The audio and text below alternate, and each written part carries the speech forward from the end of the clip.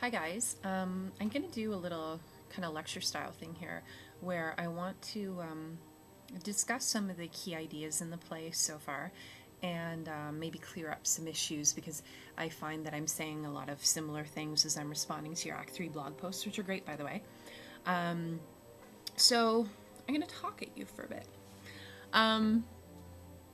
First thing I want to talk about is one of the big issues in Hamlet, which is his delaying. A lot of people talk about Hamlet's tragic flaw, and that is the fact that he is a very clever man. He's a scholar, and he thinks things through a lot. He's not a man of action so much as a man of thought, and that ends up being a bad thing for him in some ways, because rather than take action and kill Claudius, he thinks it through because it has to be done perfectly.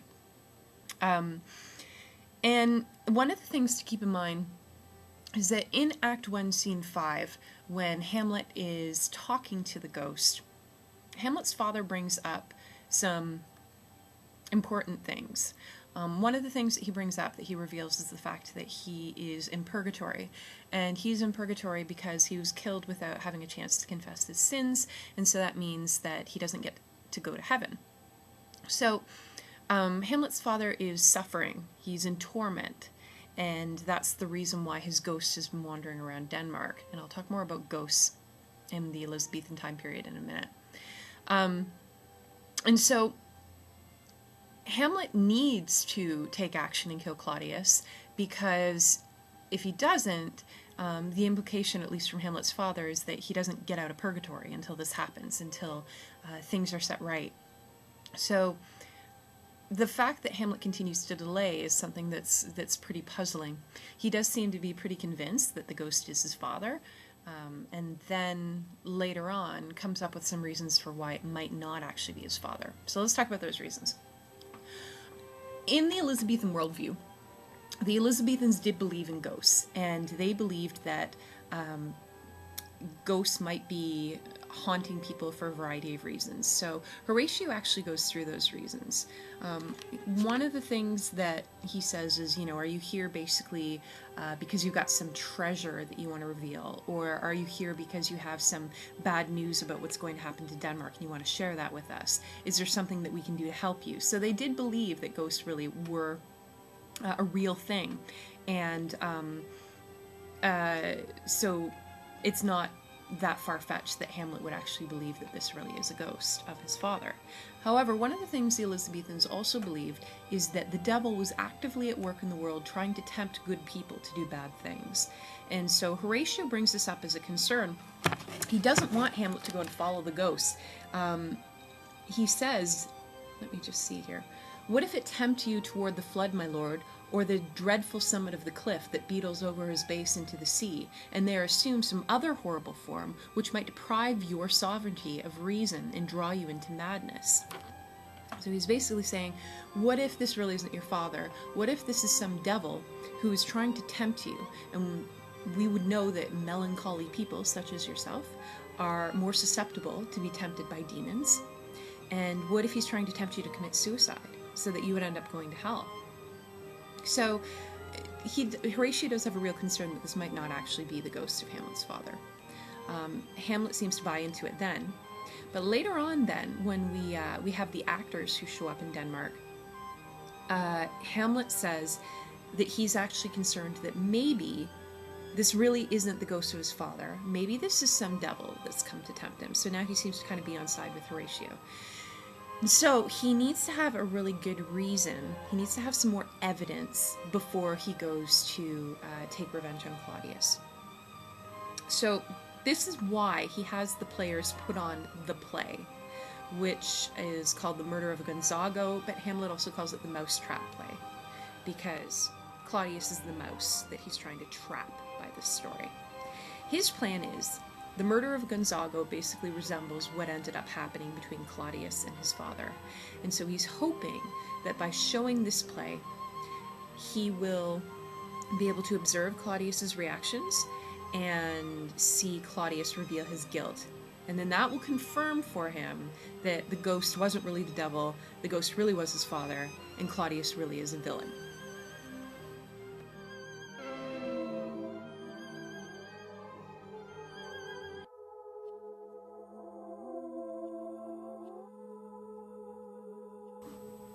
So now let's talk about the Elizabethan worldview, just a little bit. I want to talk about the Great Chain of Being, and I've already talked a little bit about their belief in the supernatural. Let's start there. So Great Chain of Being was a worldview that the Elizabethans had. It's not something that necessarily they would have been, all right, so now you're going to be taught this. It's just, it was their paradigm that they lived within. So the belief was that there was a very strict hierarchy.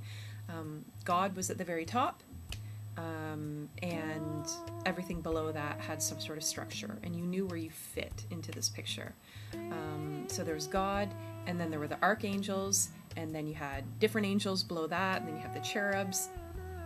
Then when you get onto land, within human beings, the king is at the very top, and then the queen, and then the other members of the royal family, then the nobility, then the landowners, and on and on and on and on and on.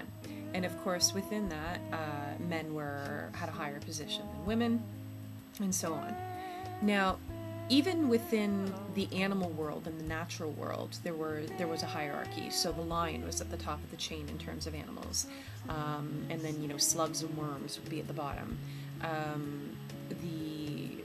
Like pebbles were lowest, and gold was highest in terms of matter. So, what does this have to do with Hamlet? Well, there was a belief that God had set up this chain, essentially, and your place on there is preordained by God. It's not something, that you would choose to try and disrupt, because that would be going against God. So the worst thing that you could do on Earth would be to kill the king, who was put in his position by God, rightfully. So when Claudius kills the king, he's disrupting the Great Chain of Being. And when you destroy something at the top of the Great Chain of Being, everything below that would get disrupted. So, if you kill a lion, that's not going to disrupt a whole lot of different things. But if you kill the king, that's going to disrupt everything. And you're killing the king in an unlawful way, right? So Claudius killed the king so he could get his position of power, and also so he could marry Gertrude, who he appears to love when you look at his confession that he makes. So, everything that happens in Denmark, when Marcellus says something is rotten in the state of Denmark, he means that quite literally. The Great Chain of Being has been disrupted, and everything else is messed up because of that. So, anything that happens is a direct result of this. So, you could even argue that Gertrude's behavior and Ophelia's behavior is a direct result of Claudius's behavior, and that they're not responsible, which might be an interesting topic. All the single ladies, all the single ladies, all the single ladies, all the single ladies, all the single ladies, all the single ladies, all the single ladies. Now put your hands up. And now, I want to talk about the ladies. A topic near and dear to my heart, because I am one. Anyway, women in Hamlet is one of the topics that I put on the key ideas, because, of course, I'm asking you to kind of look at, we only have 2 women in this play. And so maybe it's unfair to ask what Shakespeare's view of women seems to be on the basis of the 2 women that happen to be in the play. But it's still an interesting topic. So, some of you guys have been ragging on Ophelia and Gertrude, and I really get that, I do. And I don't want you to think that if I disagree with you, that means that your marks are lower on your blog posts or anything like that. But I want to bring this up as devil's advocate, also to get you to consider both sides of an issue. So, Ophelia is often accused of being, weak and spineless and everything else. And I want you to consider this, though. In her time period, in Shakespeare's time period, as a woman, your first duty was to your father. And this is if you're unmarried. Your first duty is to your father, and this ties into the Great Chain of Being as well. So that if you had any male siblings, then your second duty would be to them before anybody else, because that's just how it goes. So Ophelia is unmarried. She appears to love Hamlet. That seems to be clear, and whether or not Hamlet ever actually cared for her is unclear. But the point is that as a good daughter, her duty is to her father. And so, really, I mean, if we're going to accuse Ophelia of any crimes, it's of being a good daughter. She really hasn't done anything wrong other than maybe be too affectionate with Hamlet without any promise of marriage. And we don't really know that that's happened. As far as we know at this point in the play, anyway, their relationship has been completely innocent. Although there is some suggestion by Laertes that you have to be careful that it doesn't become a sexual relationship, because if Ophelia got pregnant and Hamlet decided he wasn't going to marry her, then Ophelia would be completely destroyed. She would be ruined. Nobody would marry her. Now, the question of whether or not Hamlet would marry her is an interesting one, too. Both Laertes and Polonius suggest that he probably wouldn't, because while she is nobility, she's not royalty, and Hamlet can't just go and marry whoever he happens to have the hots for. It's a political union, and he has to consider that. And that seems to be something that maybe Ophelia hasn't really considered.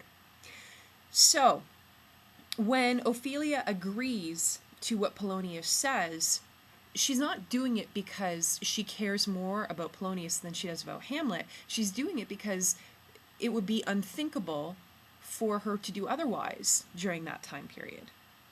So something to consider. Now, Gertrude, we have to keep in mind that all of the criticism of Gertrude only comes from Hamlet.